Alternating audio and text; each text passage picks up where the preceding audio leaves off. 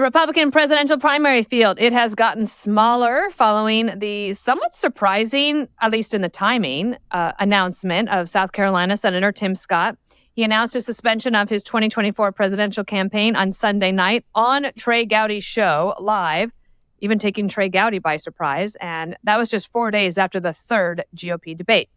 And last week, voters also made their voices heard as they cast their ballots in Tuesday's off-year elections. And there's some things to talk about there. Democrats saw some success in states like Ohio and Kentucky and somewhat in Virginia, and not as much in Mississippi. And we're going to ask our guest if Tuesday's turnout proved the party has enough momentum to carry them into 2024 on either side, right? So joining me today to discuss it all is my friend, Josh Holmes. Josh is the president and founding partner at Cavalry LLC. Previously served as the chief of staff and campaign manager to Kentucky Senator Mitch McConnell. But you might already know him because he is also the co-host of the Ruthless podcast. You can hear more of his humor and analysis there every Tuesday and Thursday. Josh, welcome to Perino on Politics. Dana, I'm so excited. This is just great. Are you? Yes, this show. I've been waiting to do this. It's a thing. It's a thing. It is a thing. It is a thing. I love it. Thank you for having me. One of the things I heard last week from my girlfriend is she doesn't work in politics every day, but she wants to keep informed. And she said, I listened this morning and I feel so much smarter. There you go. There you go. Perfect. I mean, that's the whole goal, right? It's the goal. So let's talk about the news of the day. So last night, Trey Gowdy's show is live at 9 p.m. Yeah. Trey Gowdy and Tim Scott are very close friends. Yep. And I don't think, in talking to Trey, that he was surprised eventually that this decision was coming for Tim Scott. But the timing, I even wonder if Tim Scott knew he was going to do it when he got on the show, because his campaign staff didn't know. Trey Gowdy looks surprised. But regardless of that and the timing, it is over for Tim Scott. He is no longer a candidate. Yeah, well, it's significant, right? I think his entry into the presidential field was filled with a lot of big hopes from people around the country who got a ton of respect for Tim Scott, loved what he'd done in the Senate, and thought he brought a very important voice to this debate. And I think he did. The campaign never really clicked the way that he wanted it to, however. And the traction that he saw initially was sort of winnowed away bit by bit. And I think the biggest turning point for him was that first debate in Milwaukee when you kind of couldn't see him on the stage, right? Yeah, he kind of faded into the background. Right. Big personalities took over. Nikki Haley really reasserted herself as going to be somebody who was here till the end. And that vote share started pushing away from Tim in a serious way. And look, he's not in this just to sort of take up space, right? I mean, he wanted to win. Right. And he's a very serious guy. And I think that's one of the things that we're seeing here in 2023 that we didn't see in 2015 in that wide open primary, and that your candidates are beginning to get out of here quicker, and that field is winnowing faster. Part of that, Dana, honestly, is a credit to the RNC. Let me explain what I mean by that. Is they put rules into place, much like Democrats did in 2020, that made it difficult to qualify for the debate stage itself unless you had significant momentum, both in terms of fundraising, small dollars, and polling. And what that's done as a result is make people have to make some tough decisions. You saw former Vice President Mike Pence, when he knew that he wasn't going to be able to qualify for the Miami debate, step aside. I think that's what's happening here with Tim Scott. He qualified for Miami. It was going to be borderline impossible for him to qualify for the debate in Alabama. And, what's the point of continuing to run out this string if you're going to get to a point where you're ultimately not on the debate stage? He was a prolific fundraiser. Yeah. I assume that doesn't end, and that he has been a good friend to a lot of other people that are in the GOP, including the Senate races to come.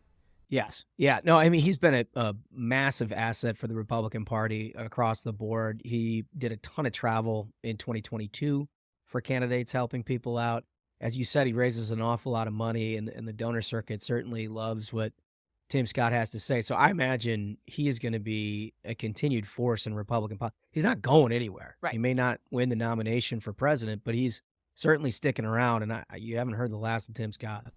And once there is a Republican nominee, whoever it is, I imagine that he will work hard to help get them elected. He said he's not going to endorse anybody right now, but I understand that part of it. But what happens to people who supported Tim Scott and like, Tim Scott's our guy, so now Tim Scott's no longer there? Do you have a sense? Like, do they go to Haley or DeSantis, Vivek Ramaswamy, Chris Christie, or even Donald Trump? Yeah, well, so that's the open question with all of these exits is where do people ultimately land? With Tim Scott, it's a little bit complicated because at some point he had a very big voting block that was winnowed away a bit, primarily by Nikki Haley, to be honest with you. And I think ideologically speaking, there's an awful lot in her campaign that would be an easy fit for his supporters. That being said, look, Donald Trump has benefited a great deal within the Republican primary so far as having this air of inevitability, right? There's, he's got anywhere between 30 and 35 hard base supporters who aren't going anywhere no matter what. But on top of that, he's had anywhere from 10 to 15 to 20 in some cases percent of Republican voters who think he's going to win anyway, and they might as well get alongside of him for the big win. You wonder whether or not that it plays a role in ultimately how this winnows down too. DeSantis has got a role. I mean, the thing about Tim Scott is he didn't really have an enemy. I mean, he could, in terms of Nikki Haley on the debate stage, they had a few back and forths, but there was no enemy of Tim Scott. And so it's hard for me to believe that there's somebody in this field who they're like, absolutely, we're not going to vote for. So it'll be interesting to see how it scatters. My guess is Nikki probably benefits the most, but I think Ron DeSantis probably has a even odd shot of picking up some. Do you think it helped last week when Ron DeSantis got the endorsement, sort of a surprise endorsement from the governor of Iowa, Kim Reynolds? She's super popular there. Yeah. And so I think DeSantis was smart, figured out a way to take that away from Nikki Haley and from Trump. She had said she wasn't going to endorse. There's rumors out there, Josh, that he might announce Kim Reynolds as his running mate in the lead up to the Iowa caucuses. Does that work? I know Ted Cruz and Carly Fiorina flirted with that back in 2016. Yeah, and that's our only precedent for this, right? Was that sort of ill-fated prior to Indiana rollout of Carly Fiorina. It seems like a bad way to make a decision, even though I think Kim Reynolds is a great governor, and maybe she would be the best vice presidential choice, but to base your vice presidential choice on who might help you with getting some votes in Iowa, I don't know if that's the best way, but I do think she's a very competent person. I mean, I think the world of Kim Reynolds. I think she's absolutely terrific, and people in Iowa have fallen deeply in love with her, particularly in a Republican primary component. But I'm not a huge fan of that play, right? I think at some level, what you're doing as a candidate is trying to make the case yourself. And if you can't make the case yourself, nobody else is going to be able to make it for you. It didn't work for Ted Cruz. I doubt it would work going forward here. It's more like a PR kind of press distraction at some level that the Trump campaign, at least in 2016, did a really good job of mocking. And they've done a really good job of mocking opponents thus far in this campaign. It adds to what you have to try to control in the context of a campaign, and I'm not in love with it. What I do think is interesting about Iowa, and by the way, I think when we had Tim Scott on Ruthless, he spoke about this very specifically, is he thinks it's important for this field to winnow because he thinks that there's ultimately a choice that needs to be made here. And if you have 7 or 8 different candidates taking up little pieces of this vote share, you never really get a head-to-head against Donald Trump. Now that we're working into maybe 4, 5 when you get into New Hampshire candidates, I think post-Iowa, there's going to be even more consolidation here. I mean, if you're not running second or third and you're not up into the 20s, you got to start wondering about what you're doing for the field. And I think almost everybody in this field believes that consolidation is super important. So it's something to watch. Maybe except for 2 people who I got notices today that they're holding campaign events. So I got like emails coming in. Tim Scott is out of the race, but Asa Hutchinson and Doug Burgum are holding events this week. And so they continue on. Okay, Josh, I want to discuss a few things happening last week for Joe Biden. So the president on Sunday of last week, he wakes up and there's the New York Times Siena poll that says Donald Trump would beat you in 5 out of the 6 races and that Nikki Haley would beat you in all of them. And there was some better news for him if the nominee were DeSantis. But so they have a bad 36 hours of a news cycle, and the elections happen on Tuesday. They're off-year elections, but super interesting nonetheless. I would like your take on it. And Biden says, look, the Democrats are doing great, and he tried to take credit for Andy Beshear's win in Kentucky, and Governor Beshear was having none of that. Tell us about where you think Biden is right now. Jim Messina, who I would say that you and him have similar trajectories in your careers. He worked as a campaign manager for the reelection of Obama. In a podcast on the Run Up podcast this week, he said he feels confident that all is fine, that he 100% disagrees with David Axelrod, that Biden should step aside. And he said, I'm looking at the data, and the data is good, even though he admitted that right now they have some work to do. What do you think? Well, I think they're both right in many respects. Look, Messina's very smart, and he looks at this the way I think a lot of analysts look at the data. And the reason that Joe Biden is underperforming so significantly vis-a-vis Donald Trump in a lot of these polls is because his base isn't solidified. You look at the remaining part of the electorate that's either unaccounted for in terms of not showing up for Joe Biden, or sort of in this independent weird territory. It's young, predominantly progressive, often African-American or Latino votes. Now, is that bad news for him? Yeah, that's really bad news for him.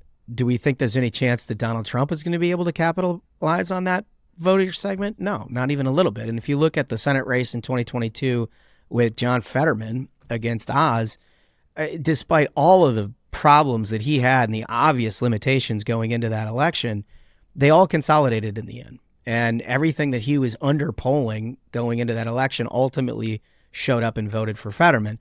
I suspect no matter who you get on the Democratic ticket, much is going to be the same. Now, will they have the same kind of enthusiasm for Joe Biden that they would like? No, not at all. But if the nominee is Donald Trump, there's plenty of enthusiasm on the left to consolidate against him.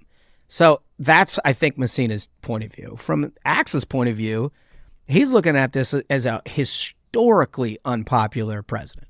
I mean, historically. But what makes it much worse, I mean, Obama was pretty unpopular, too, going into his reelection. But what makes it worse for Biden is that he can't fight his way out of this. Obama could go city to city, state to state, and deliver it because he was really good at that kind of thing. They can't take Joe Biden out and have him have any expectation that he's going to be able to close the deal with voters by himself. And if I'm a strategist and I'm looking at that, you're pretty limited in all the options that you have before you, and you better hope that the trajectory from a economic standpoint and a world security standpoint doesn't get worse, because ultimately he's sort of teetering on the edge. What about the additional factor of a possible third-party run? Mm-hmm. Before we talk about one in particular who you know well. So RFK Jr. is actually polling fairly well, okay, in some states. I think there's a lot of caveats on that. Yeah. Jill Stein announced last week that she will run with the Green Party, and that gives Democrats fits because I'm sure Democrats love to hear that name again. Yeah, because they remember 2016, and they really think that she was one of the people that peeled enough votes away from Hillary Clinton to take that off the table for her. And then you have Senator Joe Manchin, who finally announces that he's not going to run for re-election in West Virginia as a Democrat there. And he's been flirting for a long time with the idea of running as a third-party candidate, perhaps on the no labels ticket. What about all that? So historically, I've laughed at this suggestion because I think in sort of a post-Ross Perot world, both parties have polarized. Both parties are further from the center. The idea that you're not picking a team has been pretty ridiculous. But I do think there's an exception this time that's worth looking at. You've never seen a Venn diagram of voters who don't like the two prospective nominees and don't want them to run for president that looks more like a circle than this one. I mean, this is a incredibly high, in some cases 70% of the American electorate that don't want either candidate to run. So obviously there's a huge swath of the electorate that's open for business on a potential third party, but there's some infrastructure issues there. Clearly, ballot access is a big one. And that means making sure you get your name on the ballot. That's not, maybe just explain to people, that's not You can't just say, hey, I'm on the ballot. No. And every state has their own set of rules. So you literally have a 50-state effort in very different, sometimes it takes like 10,000 signatures. Other times you actually have to try to win a third-party nomination from somebody from a party that's currently on the ballot, which is, you got to get those endorsements too. But last I checked, No Labels, which is the one that's been flirting with Joe Manchin and a few others, they had like 15, 16 states that they had secured ballot access. Well, that ain't going to cut it, right? You're going to need a 50-state operation, and most of these states are winner-take-all type deals that we're talking about. And so I find it very difficult from an infrastructure standpoint to get somebody there. Now, if this was just simply like a poll, it could get pretty interesting in a hurry, for sure. And I'm not sure where a guy like Joe Manchin pulls off of, probably off of both.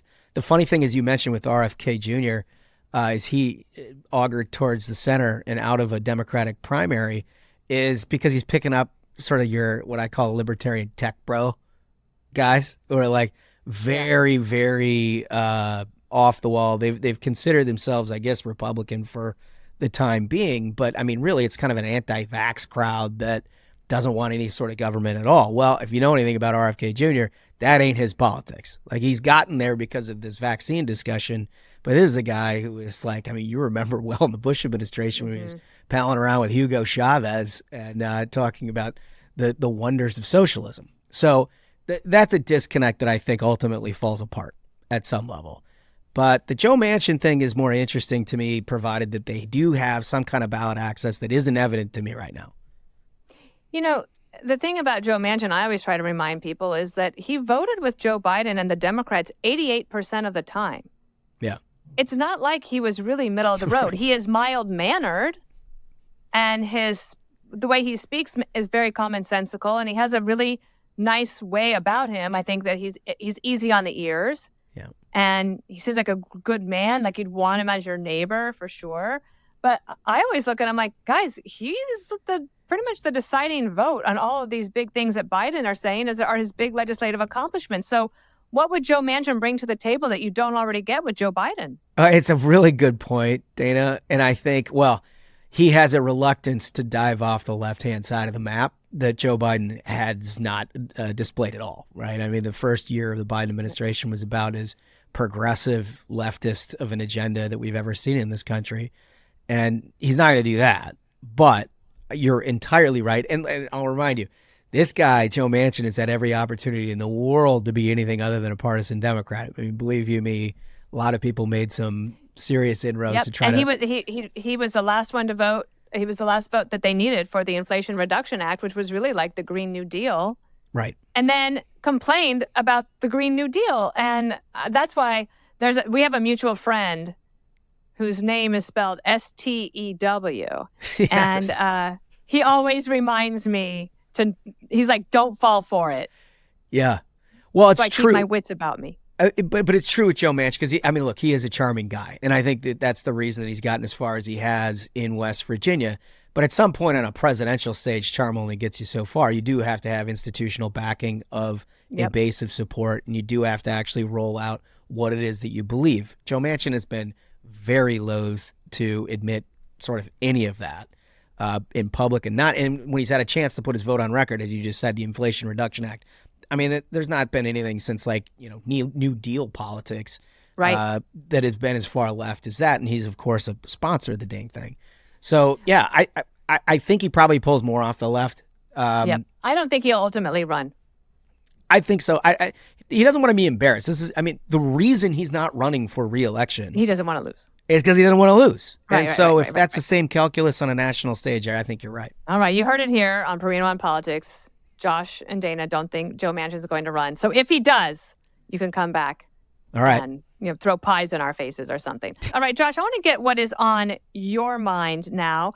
One of the things that my colleague on The Five, Jesse Waters, pointed out to me after the elections last Tuesday is he had these charts showing a real fundraising and donor disparity between the Democrats and the Republicans in last Tuesday's election. Did you see that too? Oh, it's huge. We would be talking about... what's going on there? We would talk... Well, this has been going on for several cycles. It's been going on basically since 2018, when Democrats really put together a low dollar juggernaut that Republicans couldn't compete with. They came back during the Trump era a little bit to close that disparity, but it's really opened back up in 22, and we saw it again in 23. I mean, the governor's race in Kentucky is a perfect example. You had $25 million raised from the incumbent Democrat. Daniel Cameron raised 5.3. I mean, Is that right? Yeah, if you're looking at, Wow. like, that's very, very difficult to compete, even in a state that ideologically bends more right than left. Incidentally, I will say it got, not as much coverage, but if you look down ticket what happened there, it was a Republican wash, right? I mean, there are a whole bunch of people that I worked with in Kentucky for a number of years, including the new attorney general and the new ag commissioner and all of these people, Republican through and through, and had absolutely no problem. So, Democrats took a lot of away from that Andy Beshear victory, but it really wasn't that pretty for them beyond that. Virginia is another one where I read this morning that when all the votes are ultimately going to be tabulated here, Dana, it looks like Republicans will have a popular vote lead for the first time in as long as I can remember. Obviously, they didn't win everything that they wanted to win, but I think this is a case of expectations. Look, Youngkin was shooting for the moon here. He wanted to try to win every possible district that he could. They won everything up to Biden +9. That's a pretty good day. That is a pretty good set of accomplishments. Now, they ultimately didn't get the majorities in both the House and Senate there, but Virginia was very blue, and under Youngkin, they've brought it back. So I think there's something for both parties to take. One time you told me, I believe it was you, that one of the things that has hurt Republicans in small dollar fundraising is inflation. Yeah. Is that still the case? It is a big deal. Now, it's not everything, but it does make a difference. If you look at the donor base, the small dollar donor bases on both sides, your small dollar donor base from the Democratic side is predominantly urban, predominantly a little bit higher income. The donor base on the Republican side is rural, and in places that have been hit like as hard as you could be hit by inflation over the last couple of years. It has definitely had an impact, no question about it. There's also the impact of what's happening up the ticket and Donald Trump's dominance of small dollar campaign world within the Republican side. Democrats do a lot better job of fundraising for each other. Republicans, quite frankly, have just been, if they can raise high dollar, they're sitting on it.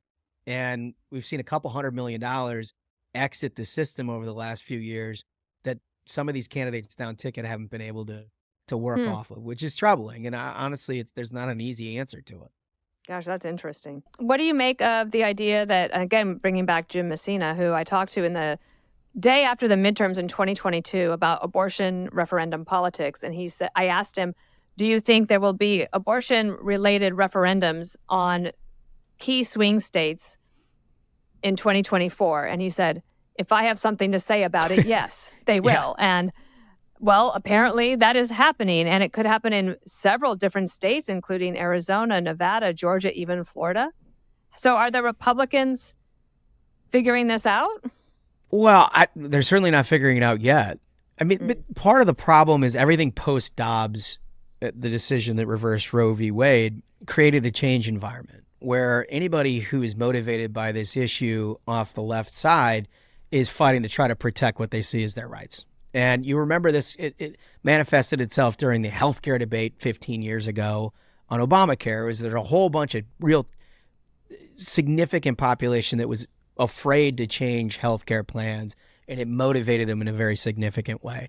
That is the case for abortion as long as states are continuing to discuss further restrictions, which obviously we're still in that. Now, Democrats want to expand this discussion. They know that they've been able to have some success on a statewide basis in states that, typically have been more pro-life than others, Ohio being another one that we just had last Tuesday.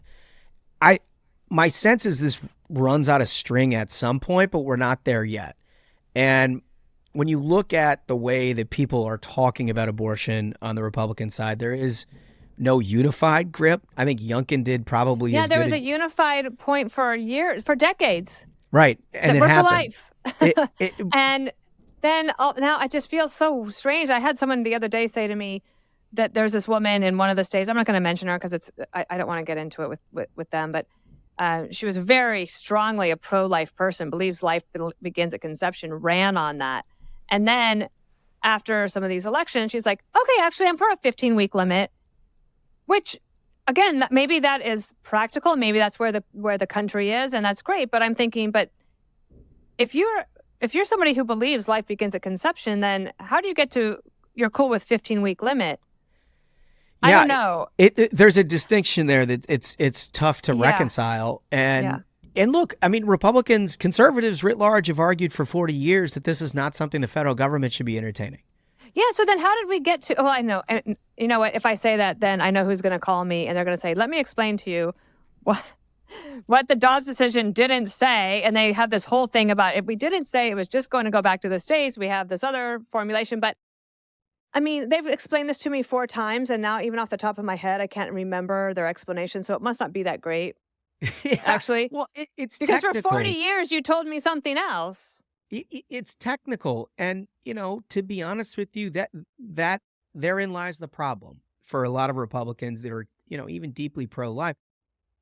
How can you argue for 40 years that this had no business being decided at the federal level? Now, granted, it was a court decision, and that's not legislative, and I do think that there's a legislative pathway should someone try to take it, but the bottom line is they're not going to be able to pass a 15-week. Right, that's Nikki Haley's point. Right, and so it's sort of a discussion that ends in nowhere. I think ultimately where this goes for the pro-life community is to get back to where we were in the early era of the Bush administration, obviously, where you were really familiar with this, where we were making incremental progress on things like partial birth abortion laws, Lacey's law that held criminal penalties for people who not only murdered a mother, but their unborn kid. These are the places where most Americans agree upon. Mm-hmm. But right now, you've got this real anxiety about sweeping change that nobody knows exactly what it means. And I think that's where the anxiety comes from. Democrats have been able to capitalize on it. And a very unified youth vote.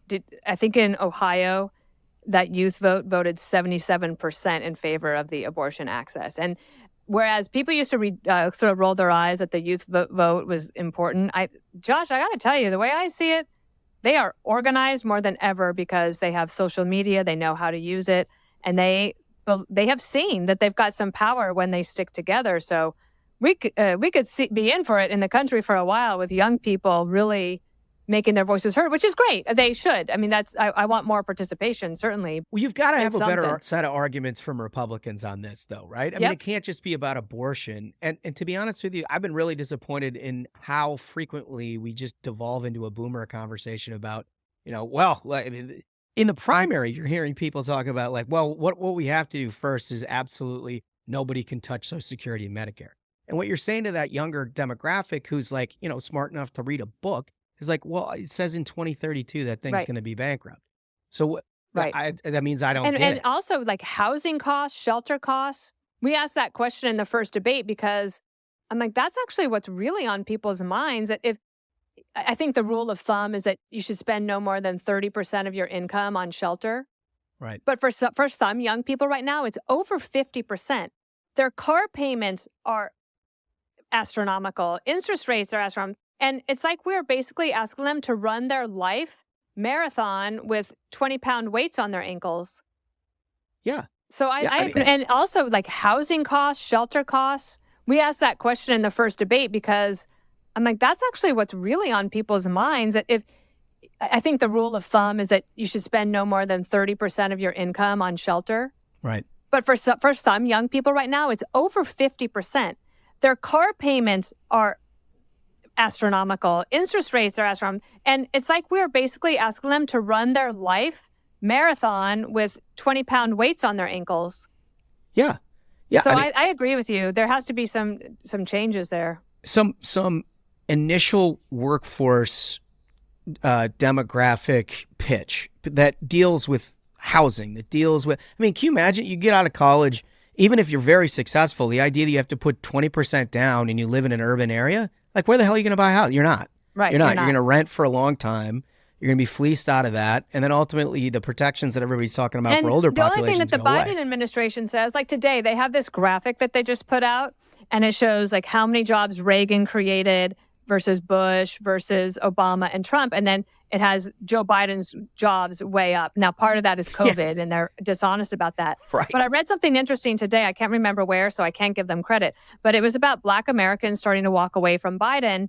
And one of the things they said is they're mostly worried about inflation, that, yeah, they can get a job, but the job doesn't pay enough to make ends meet. So their point was, we're worried about inflation. The Biden administration just wants to say, look at how many jobs we created. Like, yeah, I can't have 5 jobs. They are really bad at this. And I think this is one of the reasons why you're seeing their poll numbers so low, is that their default is to say, we're doing great. The economy's awesome. Nobody, and I mean nobody, thinks that. Nobody thinks that. I know. And there's no way to make that case to people in any meaningful way.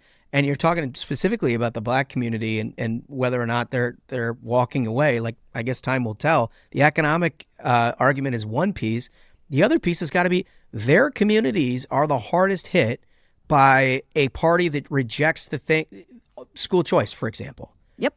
That the birth of the defund the police movement, the sort of ambivalence towards crime in major cities. I mean, you got city councils run on the Democratic ticket that want to take away cops to this day, despite the fact that we have record crime.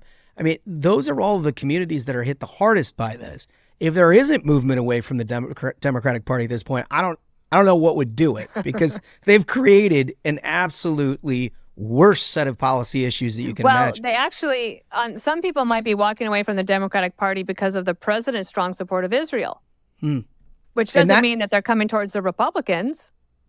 But I think this is one of the most fascinating things that's happening in politics right now, is that this latent anti-Semitism that's been laying around, that, I mean, all of us knew that it existed in some part, but over the last 3-4 weeks has been jarring. It feels shocking.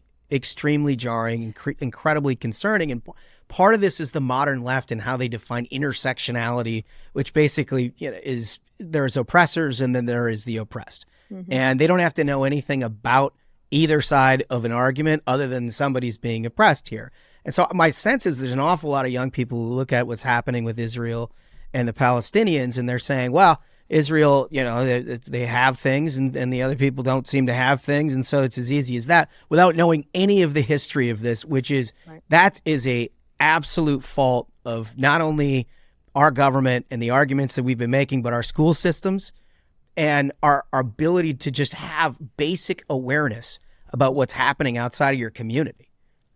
Actually, if you're listening and you're looking for something for your maybe teen children or even adult children to read, if you go to the Tikva Fund, TIKVAH, or Tablet Magazine, have some really good educational and downloadable, consumable pieces that you can share. And Commentary Magazine doing a great job on that as well. And also at foxnews.com, we have a new project to show that anti-Semitism is a major problem. It's a part of our website. It's consolidated all in one place. Highly recommend a visit to that, because we are committed to making sure that we beat this back. Josh, thank you so much. I have a little pop quiz for you.